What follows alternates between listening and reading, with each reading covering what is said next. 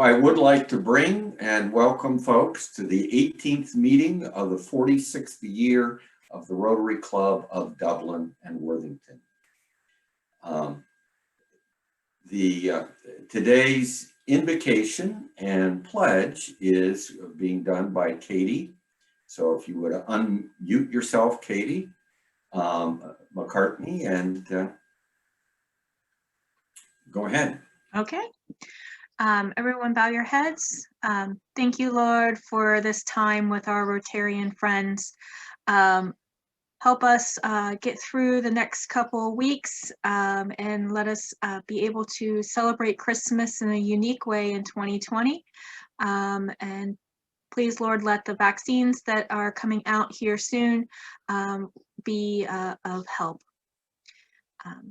Thank you for your grace and your providence and blessings. Amen. Amen. I pledge allegiance to the flag of the United States of America and to the republic for which it stands, under one nation, under God, indivisible, with liberty and justice for all. Man, it's been a while. Thanks.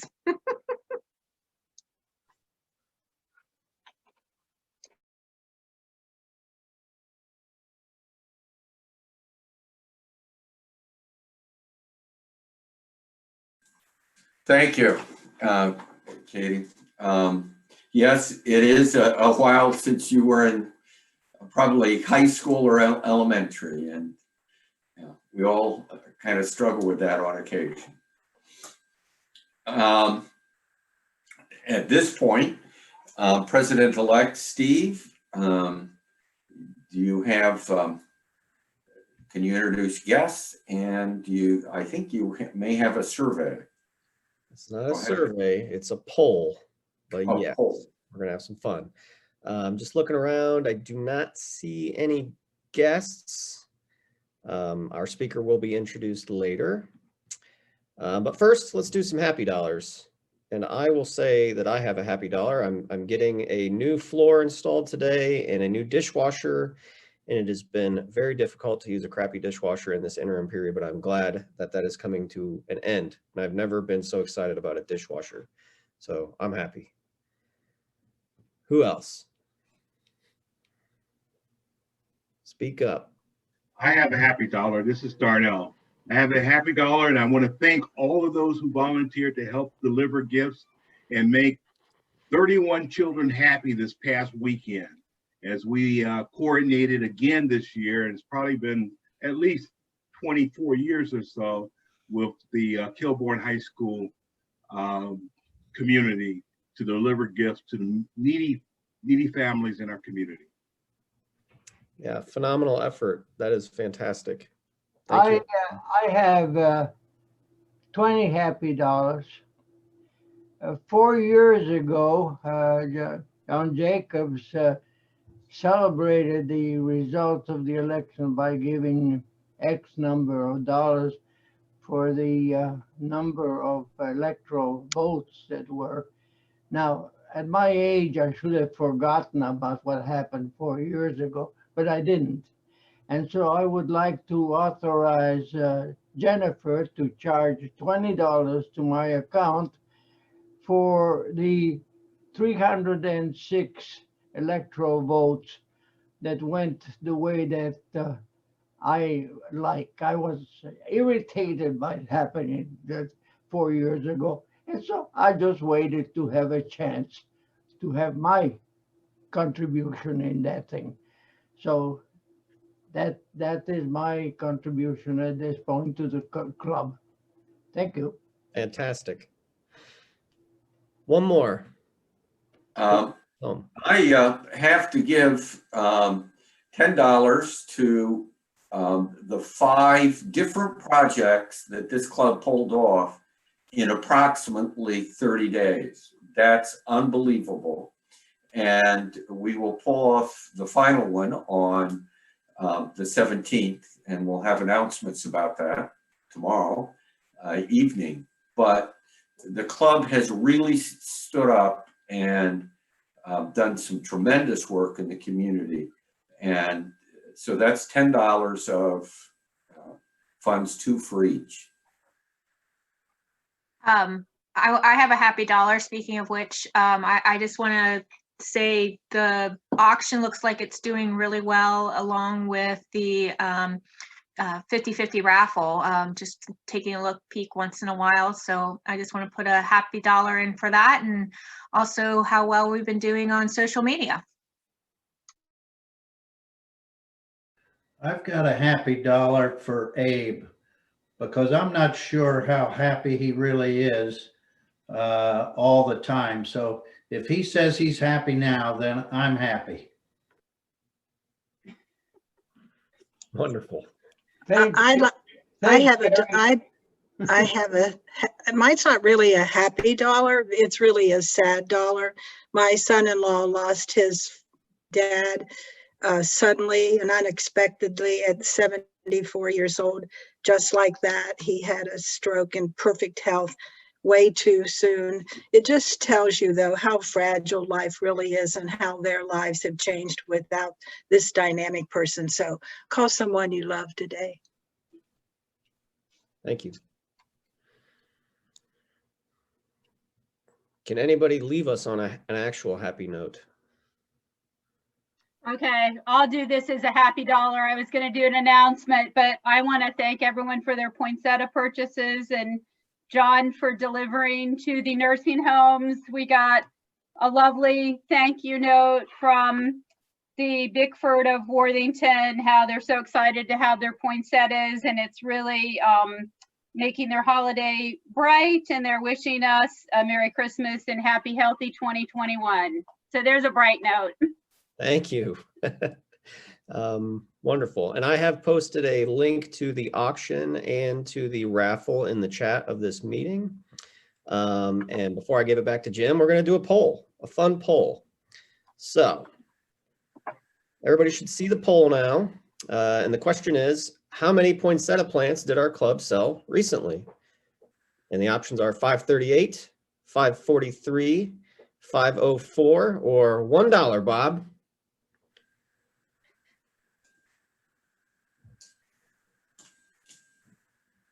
58% have voted, 70%, 74, 83, almost there. 87. I think if everybody was going to vote, they have by now. So let's see what the answer is. Most popular vote was 543, but I think, Jim, the answer was 538. Is that correct? Well, we're close to the 543. We haven't gotten a final total because a couple people bought in the end. So it's someplace in between. Well, that's not a very good poll, so I hope you all have fun anyways. But 538 is right now an accurate figure, so. Perfect. Yeah. Passes the four-way test. All right, back to you, Jim. So again, I have to thank everyone that participated in that. The record that we really did set was, I believe, the number of donated flowers to the nursing homes was 91. We had 91 different plants donated to nursing homes in the community. And if there's ever a year that that's appropriate, it's this one. So I appreciate the club's involvement with that, and certainly appreciate John's going around to everyone to deliver 91 plants. So thank you. We now Who have gets the checks? I have a stack of, excuse me, I have a stack of checks. Who gets them? Oh, okay. Who do you mail our checks to? Jennifer. Mail them to the post office box, 181. Jennifer Best gets the checks? I'm the one that gets them. I check the post office box once a week. You can send them to the box or to my house, really. Okay. Whatever's And- easier for you. That's post office Got it. box 181, correct? Correct, Worthington. Worthington. 43085. Correct. Yes. That's good. Thank you. Okay, next we have Shirley. Yeah. Shirley has an announcement that she'd like. Well, I want to get everybody in the mood to bid tomorrow, or starting now and through tomorrow evening. So I have a mystery basket here. Big, quite heavy. So where's Jerry Katz? Jerry? I'm right here and I'm gonna ask for bids on this sight unseen. So who is willing to take a chance on what is under the mystery blanket? Come on, somebody bid now. Don't everybody bid at once though, because I can't hear you. $5. Nobody, it will take the risk. Steve bid $5. Are we bidding in the chat or are we bidding out loud? You can bid out loud because we're not going to take time to bid in the chat. $10. $1. John said 10. You got to get at least 3. Rose said 25. What'd you say, George? 25.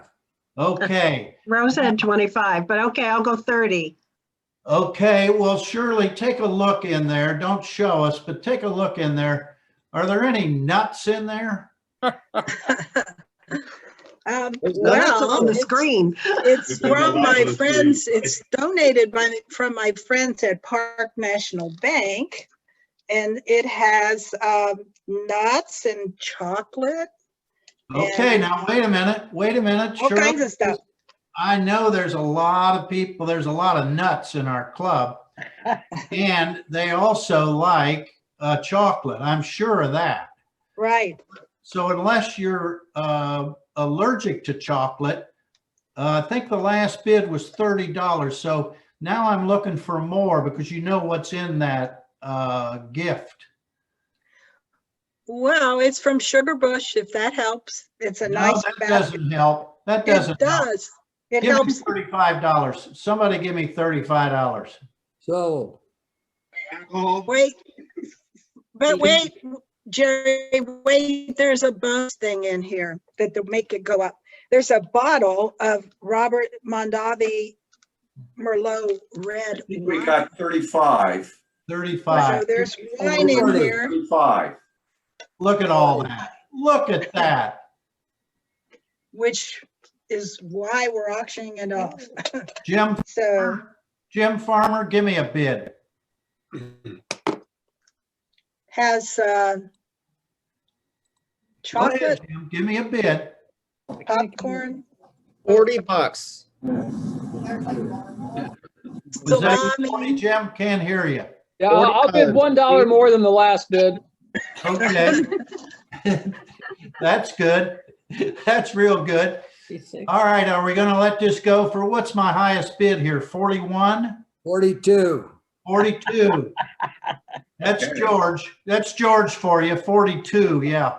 50. Okay, there we go. All Was that right, you, we're Alan? getting some bidding there. Good. Alan, was that you? It has was. some, 55. it has salami, and it has the those mixed like M&Ms and nuts and things Yeah, and okay. cashews. So that's a trail mix. All right, Darnell, how much you bidding? Yeah, trail mix. Thank you. Last bid, Crackers. 55. The last bid was 55 from Kate, right? Katie? Right. All right, Okay, I'll do 60. okay, there's 60. I'm only looking for $75 and we'll stop. 75. There you go. All right. So, I'll drop it off, Darnell. Jennifer, just I will bid half of what Shirley wins in the next raffle. Oh, I hope. I can only hope. thank I you. doubt if you win 2 years in a row. Okay, thank, So it's Darnell then? yep. At 75.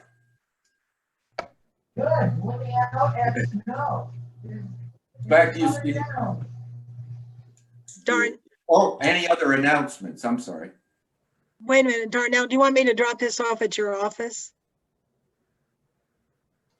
I can't hear you. I'll just pick it up from you. Just, we'll Okay. do it offline. How about I drink the wine and you can have the rest? All I want is the wine. Oh. Okay then. So this will get you fired up for tomorrow. Okay. Thanks, everybody. Jim, We do have the auction tomorrow. So far, the bids are around, total bids are a little over $1,000. However, I will warn everyone, Paula has told me, who has organized the auction, that it gets fairly hectic the closer you get. So make sure you start getting in your bids at least by tomorrow, and certainly during the event, they'll go up dramatically.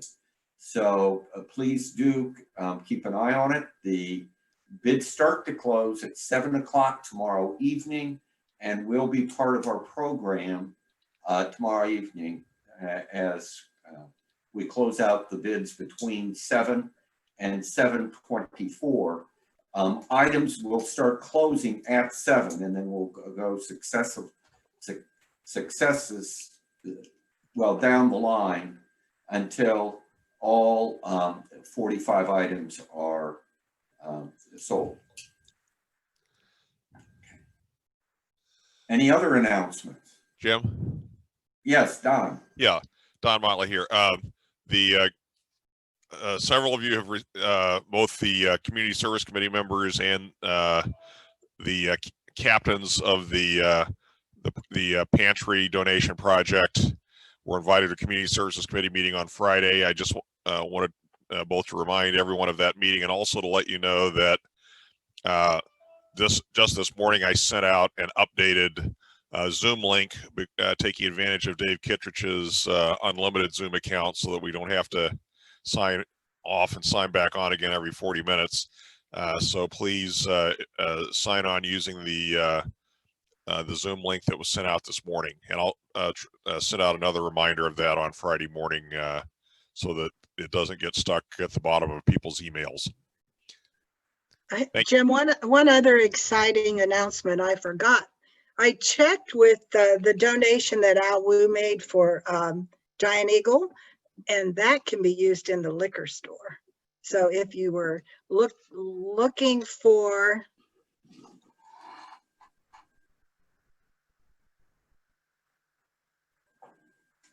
Shirley, you accidentally muted yourself. I'm sorry. If you were looking for top shelf liquor, you can use that $100 gift card in the liquor store that's from Giant Eagle. I checked. Okay. Good. Okay. We seem to have a drinking theme here. Is there a problem? No problem. Just give me another drink. It's the holidays. Well, any other announcements?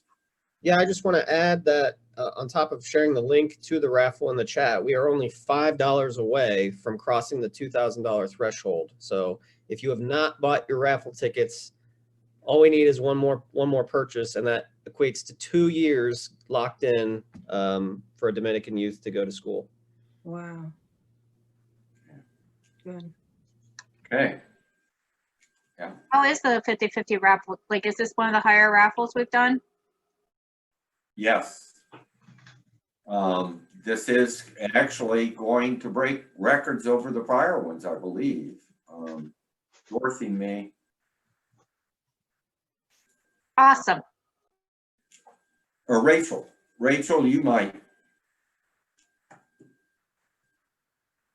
Can you unmute? Yeah, I think everyone was limited by the cash they had on hand at the meeting. So this being able to use your credit card has really ramped it up. And actually, I think we've shared it on Facebook too, and I know a couple of my friends have donated too. So yeah, there's a lot of positives to doing it online. I'm pretty excited about it. And Steve did a great job with the options of the tickets you could buy online too. So there's a lot of positive things for that 50/50 raffle for this year. We also have the availability of just making a straight donation. And I know of at least one that was out of area, not connected to the club, that did make a donation. So, Just an FYI, yes, I have posted on Facebook. I also have posted on the Worthington and Dublin Mother Clubs. So that information is distributed that way too. yeah, which expanded our audience. Thank you, Katie. Okay. Joe, you're up, and I would like you to go ahead and introduce our speaker for today. Thank you. I am honored to be able to introduce my high school friend, Heather Dugan. We agreed that I would say that we graduated within this century from high school together, and she has a very timely topic for us today. Heather is the author of a couple of books and is a frequent speaker, and she runs a group called Cabernet Coaches, which is a group that fosters face-to-face friendship and social connection. And face-to-face is at a premium these days, as we know. So her program today is Name Your Normal, Coping and Connecting in the Time of COVID. And we're very lucky to have Heather here with us today, as I think we can all use a little help on that topic. Take it away, Heather. Thank you. Thank you, Joe, and thank you all for including me today. About 15 years ago, I recognized a need for more connection and adventure in my life. Now, this wasn't a January New Year's resolution. Instead, it came in the aftermath of some very challenging times. The deaths of 3 close family members, including both my parents within months of one another, and a divorce. I found myself helping care for 3 aging grandparents while raising 3 very young kids and relaunching my career. And frankly, it was overwhelming. My life felt messy. And as is the case for many when confronted with such big transitions, if your life doesn't feel quite up for company, you can kind of begin to pull away. And that's indeed what I did. I went into a sort of social hibernation. Obviously not a great choice from the mental health side of things, but it proved pivotal in that it changed the course of my life in a very meaningful way. It led me to do a deep dive into the fundamentals of connection, what builds healthy relationships and communities, what challenges and undermines them, how to better build resilience, and strategies. I was really interested in strategies for self-stabilizing when faced with the kinds of challenges that I had been through. I also got very interested, especially more and more in the last couple of years, in the proactive choices we can and should be making to counterbalance the isolating forces that are at work in our lives today. Interestingly, my adventure revelation also led me back towards connection because, well, within the year, I was following my 3 young reasons for being down this very narrow trail into a canyon in Utah. It was our first permit hike, and I had done my research and felt prepared. But as I looked at these little people on this trail ahead of me that was, by the way, very treacherous with a very uncomfortable drop off to the side, I felt the surge of adrenaline and realized I am either the best mom or we're going to be on CNN tonight. Now, thankfully, we were not a news item, but instead we opened up this very exciting new chapter for ourselves, because as we continued on through the years with this adventure travel hiking thing, we found it really strengthened our ties to one another. Because beyond the unparalleled thrill of a literal mountaintop experience, there's something about, removing yourself from the daily distractions, putting yourself in the middle of nowhere with people you care about, that really creates the space for that meaningful conversation that builds true connection. Now, we all have a biological need for that kind of connection in our lives. It's hardwired into our DNA. Unfortunately, a lot of people live without this. And get my screen up here. Bad things happen when we don't have this need met in our lives. A lot of our pressing social issues, things like violence and addiction and suicide. And I would even argue the higher volatility of our political climate in the last few years have at their core a component that ties back to the issue of isolation. When somebody feels lonely, when they're separated from the people around them, their focus shifts to survival. And you lose the broader perspective on things. You can't see the bigger picture and make your best decisions. This goes back to our ancestors for whom to be alone equaled physical danger. They depended on community for food and safety and survival. And when they found themselves alone, that whole adrenaline cortisol surge that we know as the fight or flight response would kick in. Well, it's still active, of course, in us today, only not just for physical danger. We still, when we perceive social danger, that idea that we are alone and separate, the same kind of response launches in our body. And there's been a lot published on the physical and emotional harm that comes with this ongoing kind of stress response in our bodies. Not a lot has been shared, though, about the cognitive impact that also accompanies this. And that's troubling because that's where we really can get stuck. When a person feels alone, when they're not connected to the people that they're with, over time, changes happen in the way that we perceive and process the world around us. Things begin to skew to the negative.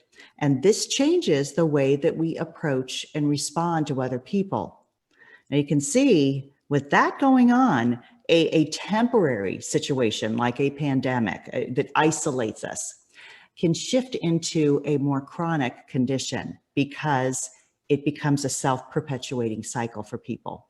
And at that point, then it becomes of concern to the larger community. I mean, that impacts us all.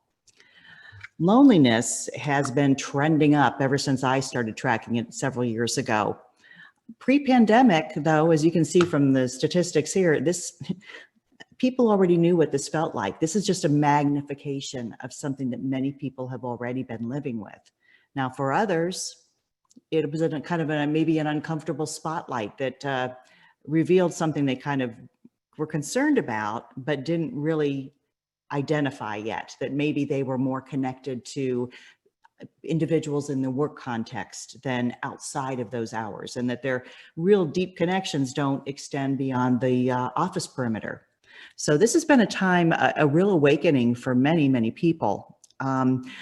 We can't call it the new normal. I really have a problem with that because this is such an abnormality in terms of human health and well-being. It's more like the new familiar that's gotten very old to us all. But it also, I think it is a new opportunity. I mean, because our eyes are on this right now. This is our chance to kind of revisit how we've been doing things and begin making some long needed changes in what we build our lives around. To do this, though, we need to understand the pre-picture, pre-pandemic, what our before looked like. A lot of this will be familiar to you, right? This is our digital engagement. Domo.com puts this out every year, and it's fascinating. Of course, the numbers go up every year, and there's new apps and social media and streaming options added to our lives. I look at this is a 60-second snapshot, and I see this as allocations of our time. How many of these things were part of your lives 5, 10, 15 years ago? Probably not. What did they replace? Look also at the ways that our communication has begun to change, has been changing. You know, years ago, mail was a letter in an envelope. We held it in our hand, we sorted it, we responded, we threw it away. Now we are confronted with the infinity of the inbox. And our phone conversations, they used to be tethered to time and space. You could not multitask without entangling yourself in a phone cord. Now we live with instant availability and leap for cell phone messages like Pavlov's dogs. This has had an impact, quite obviously. We have more coming at us than we can possibly sort or even comprehend. And I'm going even beyond digital here. Look at the extracurriculars available to us if you have children or just in your own free time now. When we've had the opportunity to participate, there's been more and more and more. I mean, walking down the cereal aisle, too many choices for many people. The problem with all of this around us is it kind of begins to get in our brains. It impacts our ability to make decisions. It impacts our ability to make commitments. You know, maybe is an option on Facebook. Used to be yes or no. We don't want to commit. There might be something better coming along. Well, unfortunately, because we don't know what to do with it all, we kind of tend towards efficiency. That's a normal response. But some of these efficiencies have really impacted the way that we engage with people. We're good at engaging with our screens and information and people on our screens perhaps, but the people right around us, less so. More and more, we were losing that skill. Some of the more troubling social shortcuts that I covered in my last book, the two that really stand out to me, I think are move from conversation towards basic communication. And by this, I mean our digital reliance on things like the texting and emails and social media, kind of trading facial expressions for emojis, which aren't the same, obviously. We've lost access to vocal tone many times in many of these relationships. These are social cues that really were useful in helping us to understand each other better. It's not surprising that there's a lot of misunderstanding on all areas of life. It's a direct result of our lessened ability to actually communicate in effective ways with one another. Additionally, because there's too much, people have had a tendency to narrow their social interactions through narrower channels. People may be prioritizing acquaintances over friendships, for instance, where they fit friends into the leftover calendar space instead of creating the space to grow these relationships well. Another thing that people sometimes do is, I refer to it as pressure on the primary, where they kind of pour all their social interaction into maybe a spouse or partner, one or two family members, maybe one or two friends. But there's a problem when you limit to that small of a foundation, because transitions happen to all of us. It's part of life, you know, divorce, death. What if you lose one of those foundational people? You know, even happy things, a promotion, something expected like an emptied nest, a new baby, a move. People are less equipped for these situations now. When their social context that they've known is stripped away, they don't necessarily have the skills or the capacity to begin rebuilding their social network. A lot of people have been doing life without a bench, without a backup system. And it's a problem shared by many, but we really have not talked about this in a big way. I think that would really help with the stigma that's associated with loneliness, because so many people are feeling this and have gone into the pandemic with this same feeling already part of their lives. So yes, the pandemic hit, a worldwide transitional event with such an ambiguous end to it. It's acted as a dimming filter on our social interaction and on mental health for sure. But an all-clear vaccine isn't going to reverse the disconnection that's already begun, that's been growing. To deal with the fallout from the pandemic, we really have to go back to these culturally accepted behaviors and habits that were already separating us. And of course, it's put your own mask on first, right? That's the best way. So, if you have more alone time, like many do, whether this is new or it's familiar, if it's uncomfortable, let's start there. If it's important to understand what loneliness is and what it isn't. And first of all, it is that loneliness is subjective. It is not how many people are around you, but how connected you feel with these people, whether you have meaningful conversation and feel understood by them.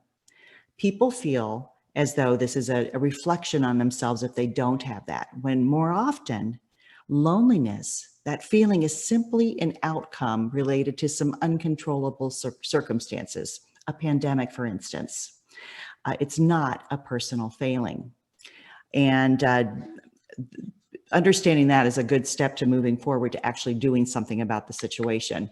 But as we're here in this time, it's really important you remember these cognitive effects that I mentioned, the changes that can happen as we spend more time by ourselves. You know, it's really important that maybe you walk yourself back from worst case scenarios and perhaps measure your responses a little more closely, understanding that some of your own perception skills might be just a little bit off the mark right now. That would be normal.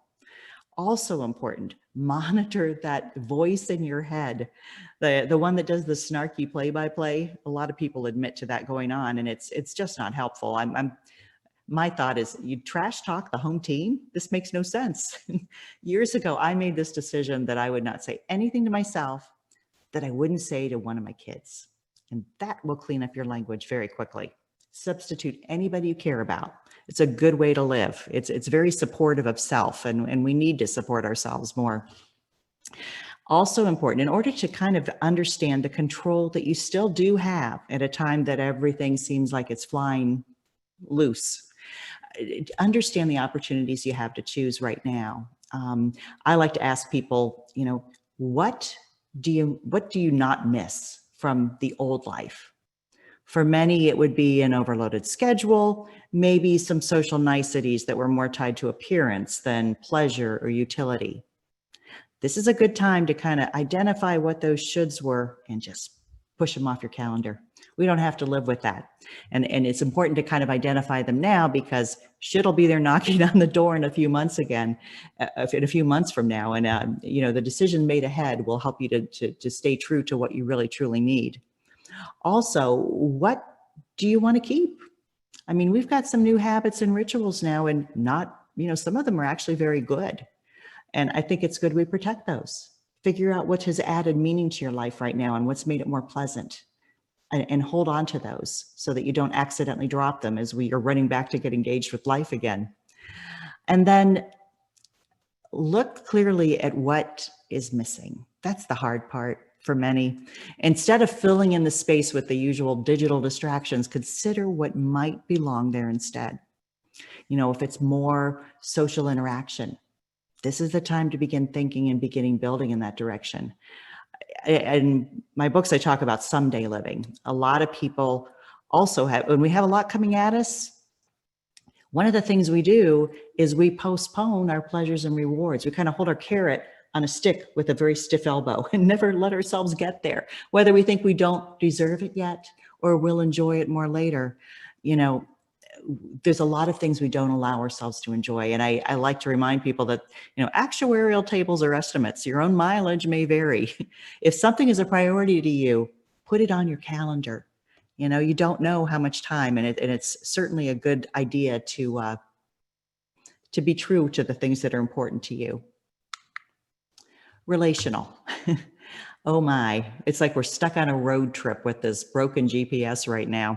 Everybody's kind of low on patience and stamina. You know, that can cause expectations and pressure to go up a bit. Even good relationships have struggles right now. You know, it's a pretty normal thing when we're in this kind of situation. I think there's for better, for worse, and then there's COVID. If all else fails, blame COVID. But it's definitely a test. And we're living with less of the social release valves that would normally be available to us, that allow us to kind of recalibrate and rebalance things in the relationships we have. So knowing this, it's important that we protect the relationships that are important to us, with, you know, not doing any heavy leaning in one direction. I don't care how easygoing you are. All of your stuff is too much for one person. That's just the truth. And we need to be really thoughtful about communicating value. People need that message right now. That means like putting the phone aside, closing the laptop, turning off the TV, and taking communication back to that conversation stage. You know, where you have facial expression and you have the capacity to really build understanding between yourselves. Ask, listen, and learn. I mean, you wait for the responses and then you kind of engage in actual understanding of one another. And then Wrong words in the wrong moment cause an awful lot of damage. And when our world's kind of dialed down to this smaller space right now, judgment can be a little suspect at times. I love, Craig Ferguson has this 3-part analysis to help decide, is this something I want to say or not? Does it need to be said? Does it need to be said by me? Does it need to be said by me right now? There's so much wisdom in that. I use that frequently. I find it really super helpful. And then our community. As I said, some are stuck in hibernation already.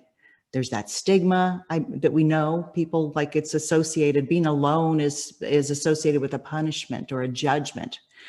And these people, you know, thinking that something's wrong with them, not realizing that other people are kind of beside them in similar bubbles often, but they have the diminished capacity and capability to help themselves. And that's where the rest of us have to come in.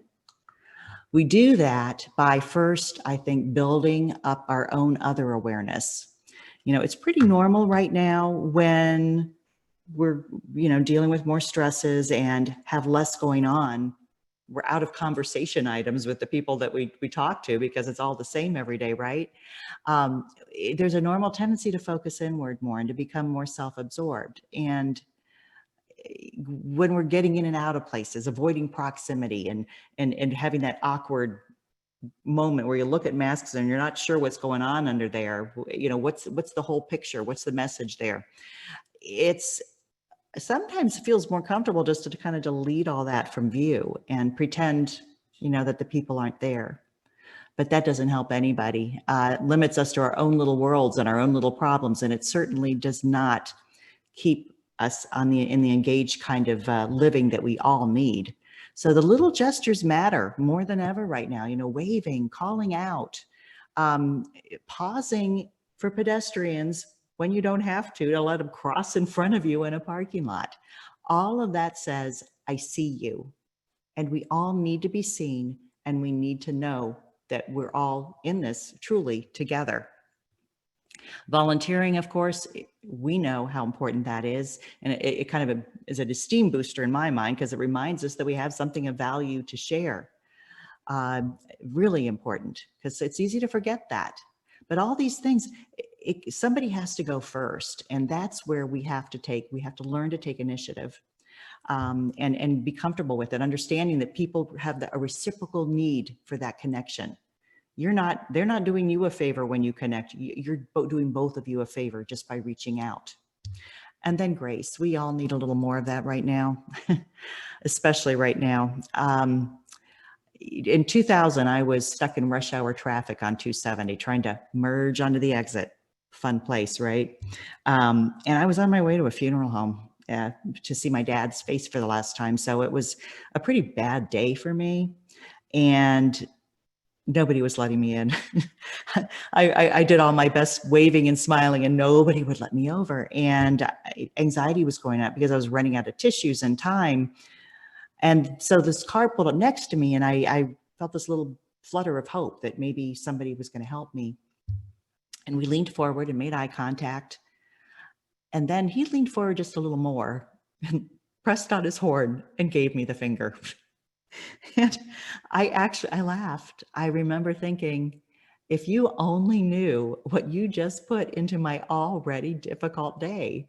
But of course he didn't. He couldn't. He was focused on his path and I was the impediment. He didn't see me. He saw a car that wasn't moving out of the way quick enough.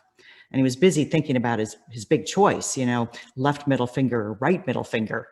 So I, though, took that moment and kind of repurposed his little gift into this understanding of just how little I know about the lives of those around me. Even the people I talk to and I'm really connected with, we're limited. The only mind I can read is my own. If I'm doing the best I can, and I am, I have to assume that the people around me are also doing the same. They're doing the best they can with the tools and information available to them in that moment, all within the context of their perspectives and histories, which will be different than mine. But that's good. That's the way it's supposed to be. That's how we collaborate. We have different views. So we have to kind of assume that. That's how life is. I like to choose the perspective that gives me a recognition of the opportunity. This isn't a crazy optimism thing. We have to focus in the directions that renew our energy, that don't deplete them. And getting bogged down in the negative just is never helpful. Perspective choosing to me is asking for the window seat. So there is opportunity here.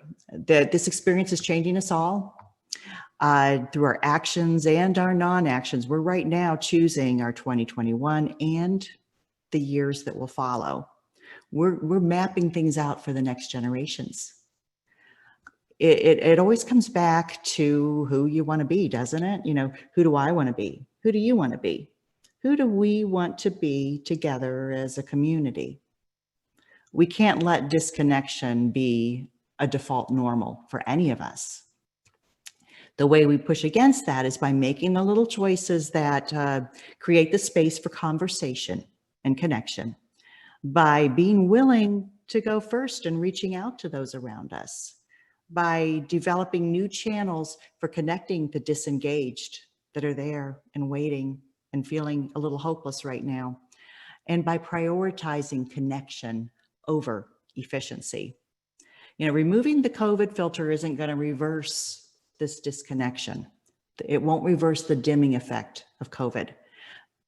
That comes from our own real commitments to engagement, to fostering that.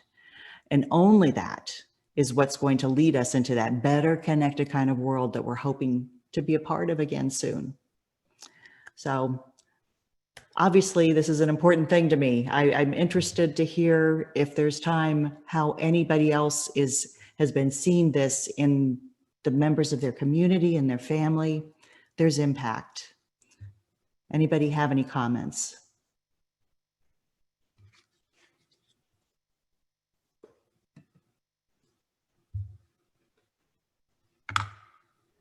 I do. I've been seeing it a lot with my extended family because no one wants to hurt anyone else's feelings over one of the kids being sick.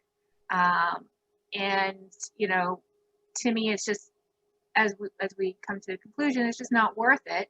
And we can meet at another time when things are less, you want to say, scary.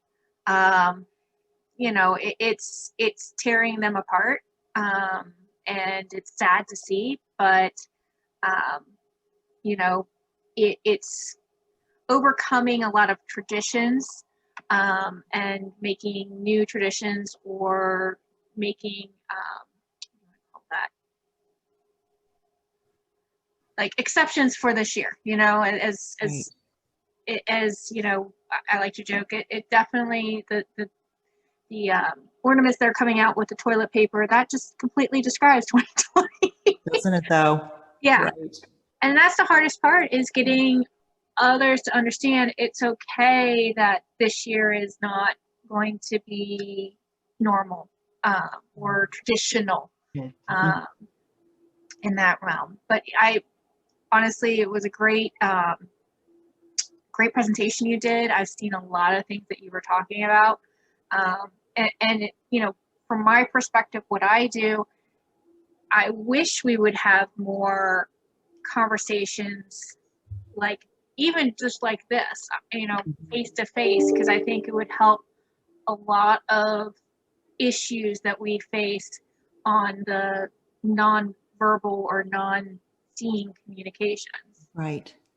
COVID suicides have been a news item more and more. And people, when you have those cognitive changes happening, you lose that hope and the perspective that things are bigger. And the problem with our digital communication is that I'm fine and I'm not fine can look very similar in that context. We really need the facial and the vocal to understand where people are right now. And that's what scares me the most, honestly, is how inward we have started to become. how narrow our scope continues to go. The echo chambers only are getting worse. And a lot of it, I think COVID has enhanced it. I think it has started back, I would say probably in 2008, 2006, when all of the social media stuff started blooming.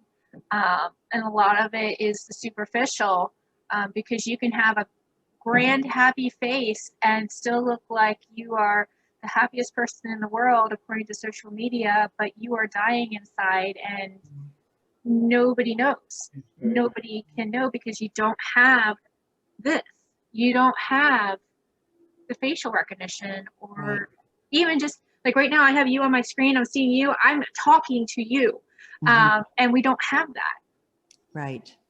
Yeah, and social skills diminish when we don't practice. A couple of times I've talked, and people have said, I don't know if I'm going to have sound when I open my voice, when I begin to speak, because, just the whole comfort level with initiating conversations. If you haven't done it in a while, and now I'm even speaking to our younger generation who's grown up with texting and messaging, and many are at a loss when it comes to communicating with people in person.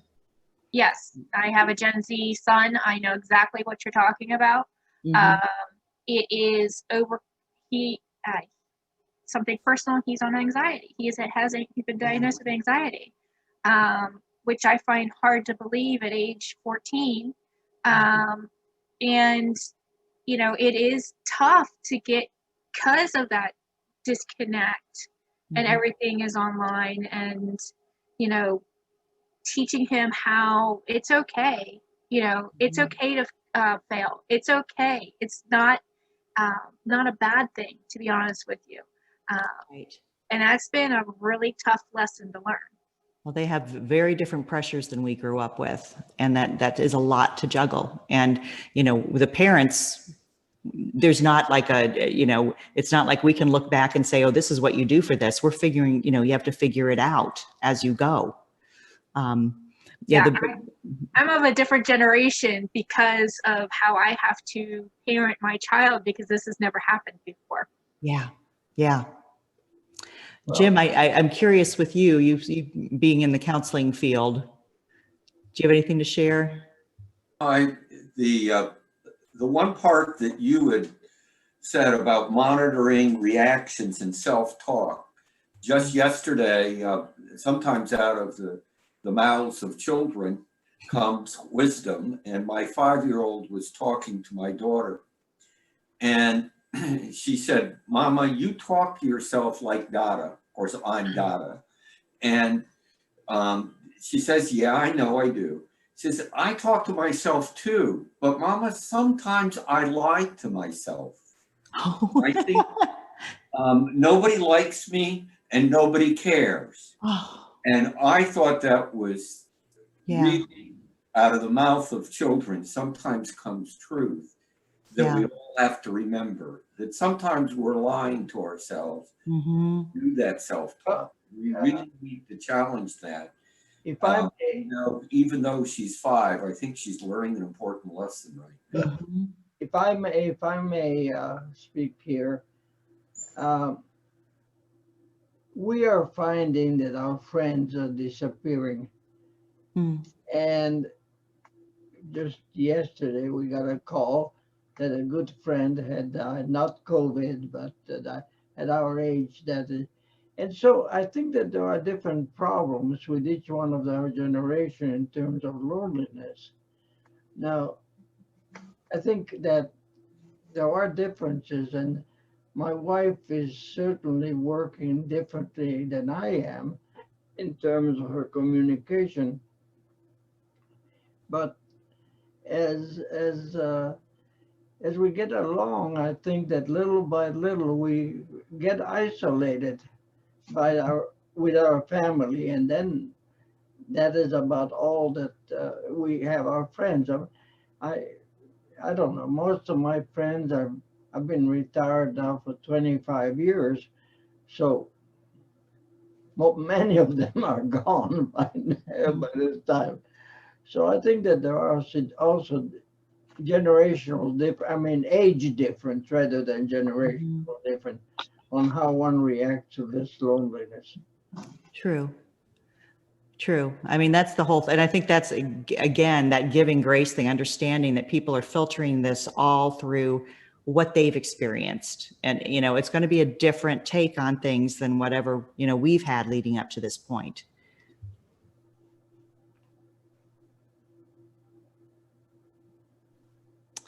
Yeah, I do hope that, you know, we can take some of the positives that we have found within this. You know, some people really are beginning to kind of do family things in a bigger way. You know, maybe, you know, we saw a lot of people out on bike trails with their kids doing things that, you know, I hadn't seen people do since I was a kid, you know, because we went electronic on everything.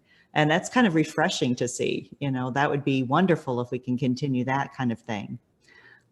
Add another layer to the relationships there. But adding to that generational thing, at some point, your physical limitations come in. I mean, I couldn't go bicycling with my great grandkids. I mean, there's no way. I mean, you know, it's. I have trouble walking the dog with them. But anyway, that's. But you bring something else to the relationship that's important, and that's, you know, valuing what that is important.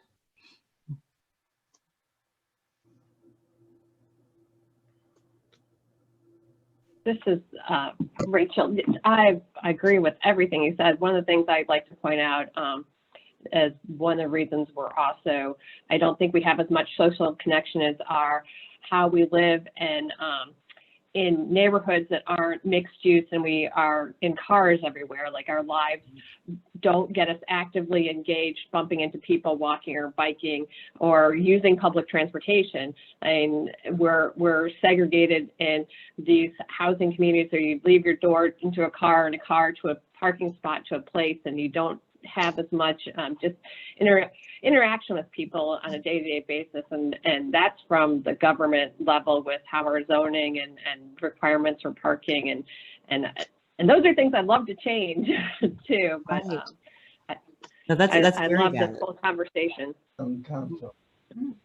I can't remember, I quoted her in my last book and I can't remember what her name is, but she made the point that, you know, organizations were having trouble getting people to spearhead things because of the very thing you're describing. People they were busy driving and didn't have the time to volunteer to maybe, you know, do a potluck at the school or whatever their kids needed for something, because we're you know, many are a little overcommitted.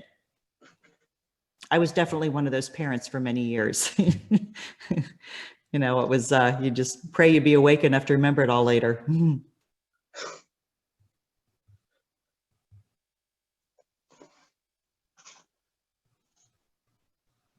Well, if anybody has any other comments or wants to reach out, I am on LinkedIn and very interested and, you know, happy to share with other groups. My website is heatherduganauthor.com. Obviously, this is a very personal thing to me.